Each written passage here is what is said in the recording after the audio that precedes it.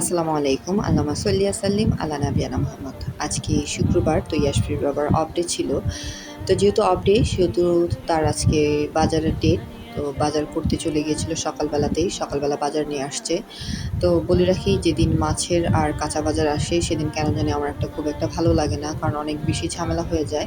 আর এমনিতে যেদিন মাংসের বাজার বা শুকনা বাজার আসে আমার খুব একটা খারাপ লাগে না। কারণ শুকনা বাজারে খুব একটা ঝামেলা হয় না। আর মাছের বাজারে তো ওরকম ঝামেলা ছাড়া কোনো দিন নেই। মাছ কাটা-কুটার ঝামেলা থাকে। আর মাংসের বাজারের দিন তো মাংস মোটামুটি সেট করাই থাকে, জাস্ট প্যাকেট করে ঢুকিয়ে ফেললেই হয়।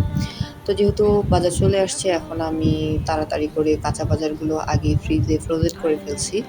তারপর ফ্রোজেন করতে এদিকে আমার হাসব্যান্ড লম্বা একটা জ্ঞান দিচ্ছে যে আজকে সারাদিন মানে বাজার করতে যেয়ে তার কী প্রবলেম হচ্ছে, রাস্তায় কী সমস্যা। তো আমি চুপচাপ শুনছিলাম। সে কয়েকদিন পরপরই আ বলে ওঠে যে বাংলাদেশে সে থাকবে না, দেশের বাইরে সেটেল হতে চায়। তো আমি চুপচাপ ছিলাম। কারণ এই দেশের বাইরে সেটেল হওয়াটা আমার একদমই পছন্দ না। কারণ আমি জানি সে দেশের বাইরে চলে গেলে এই বাজার সদাই আমার করে খেতে হবে, যেটা আমার একদমই ইচ্ছা নাই। আর আমি এটাও চাই না আমার বাচ্চা-কাচ্চা কখনোই তাকে ছেড়ে দূরে থাকুক, বা আমি তাকে ছেড়ে কখনো এক মুহূর্তের জন্য দূরে থাকি।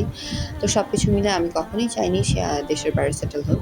তো এর মধ্যে আমি রান্না-টান্না গুছিয়ে ফেললাম। নুসরাত এদিকে আমাকে রান্না করে হেল্প করছিল। নুসরাতের আবার রান্নাঘরের প্রতি আগ্রহটা আছে, যেমনটা আমার বড় মেয়ের একদমই নাই।